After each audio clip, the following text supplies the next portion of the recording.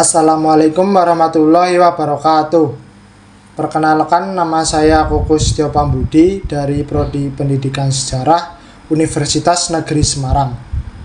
Pada kesempatan kali ini, saya akan menjelaskan artikel saya yang berjudul Perlawanan di atas Kertas, Peran Pers sebagai Senjata Pergerakan Nasional Indonesia tahun 1908 sampai 1942.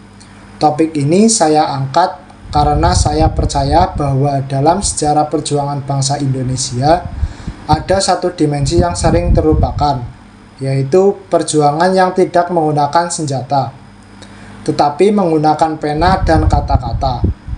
Melalui pers, rakyat Indonesia menemukan cara untuk melawan penjajahan secara intelektual dan ideologis.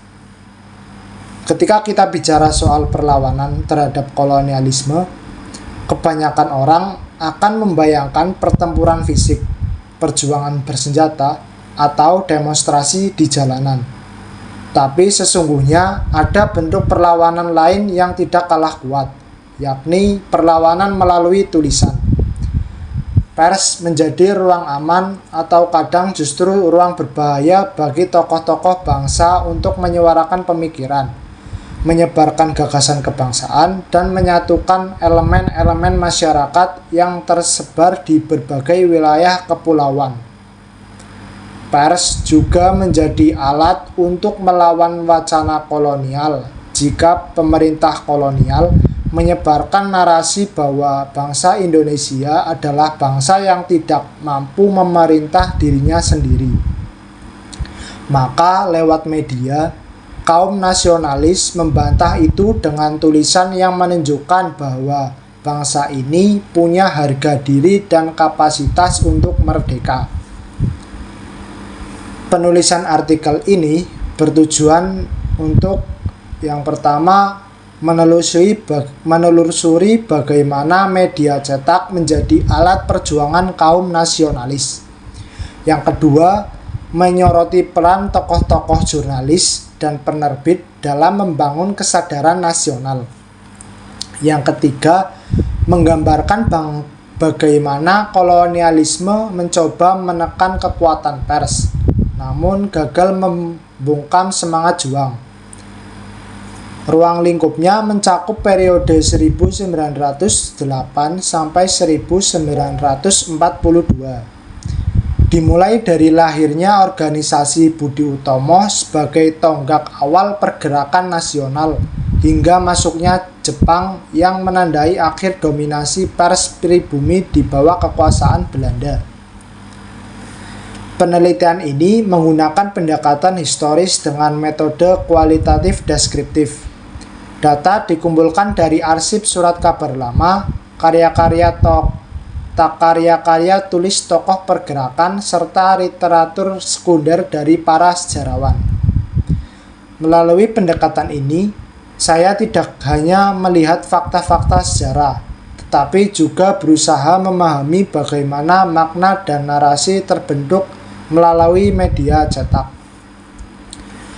Pers di Hindia Belanda mulai berkembang pada akhir abad ke-19. Seiring dengan meningkatnya jumlah orang pribumi yang mengenyam pendidikan barat, kebijakan etis yang diperkenalkan oleh pemerintah kolonial pada awal abad ke-20 membuka akses pendidikan walau terbatas.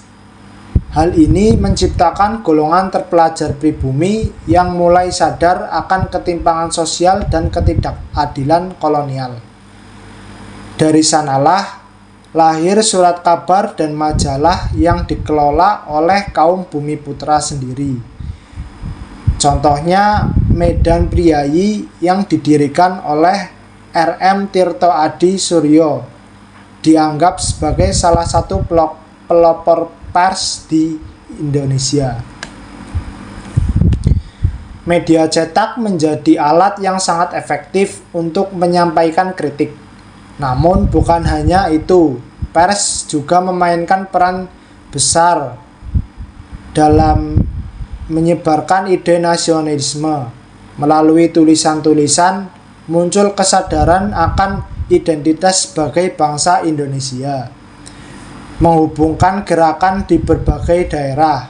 Karena media menjangkau luas, tulisan dari Batavia bisa sampai ke penjuru dunia, membentuk opini publik. Surat kabar menjadi ruang diskusi terbuka di tengah keterbatasan demokrasi kala itu. Tokoh-tokoh seperti Ki Hajar Dewantoro, Dowes Dekker, dan Tan Malaka secara aktif menggunakan media sebagai alat perjuangan. Bahkan tulisan-tulisan mereka seringkali lebih tajam dari orasi langsung. Melihat pers sebagai ancaman, pemerintah Belanda mengeluarkan berbagai kebijakan sensor, termasuk persdelict, yang bisa memenjarakan siapa saja yang dianggap menyebarkan kebencian atau ancaman terhadap pemerintah. Namun alih-alih melemahkan, represi ini justru memunculkan strategi baru. Jurnalis belajar menulis secara simbolik, menyelipkan kritik dalam sindiran, atau menggunakan gaya bahasa satir agar lolos dari sensor. Contoh nyatanya adalah tulisan Ki Hajar Dewantoro dalam bukunya Jika Aku Seorang Belanda, yang begitu tajam hingga membuatnya disingkirkan ke Belanda. Beberapa tokoh utama yang diulas dalam artikel ini antara lain yang pertama R.M. Tirto Adisuryo, pelopor pers nasionalis dan pendiri Medan Priyayi. Yang kedua Ki Hajar Dewantoro, pendiri Indische Partij dan penulis ulung. Yang ketiga Dowes Dekker dan Dr. Cipto Mangunkusumo, aktif menyuarakan nasionalisme lewat artikel tajam. Yang keempat Cipto Mangunkusumo menggunakan media untuk mengkritik sistem kolonial dan memperjuangkan hak bumi putra. Yang kelima Muhammad Hatta dan Soekarno, tidak hanya orator, tapi juga penulis produktif di berbagai media perjuangan. Beberapa dampak konkret dari aktivitas pers antara lain, yang pertama, munculnya kesadaran kolektif dan kebangsaan. Yang kedua, terbentuknya opini publik anti-kolonial. Yang ketiga, terciptanya ruang alternatif bagi para aktivis yang dibungkam di ruang publik. Dengan kata lain, pers menjadi medan tempur yang sunyi tapi berpengaruh besar.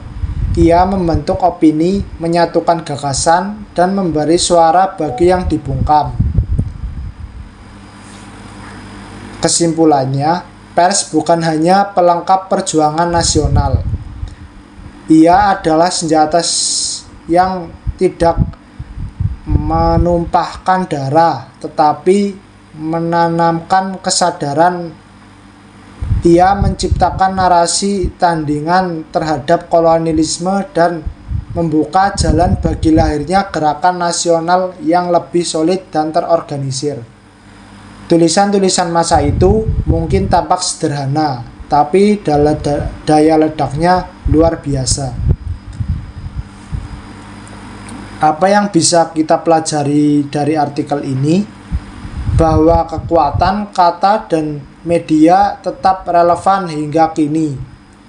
Kebebasan pers dan kebebasan berpendapat harus dijaga, karena sejarah sudah membuktikan ketika suara dibungkam, bangsa kehilangan arah. Media bukan hanya alat informasi, tetapi juga alat pembebasan. Terima kasih atas perhatiannya. Semoga apa yang saya sampaikan ini memberi wawasan baru tentang peran penting pers dalam bangsa kita, dalam sejarah bangsa kita. Wassalamualaikum warahmatullahi wabarakatuh.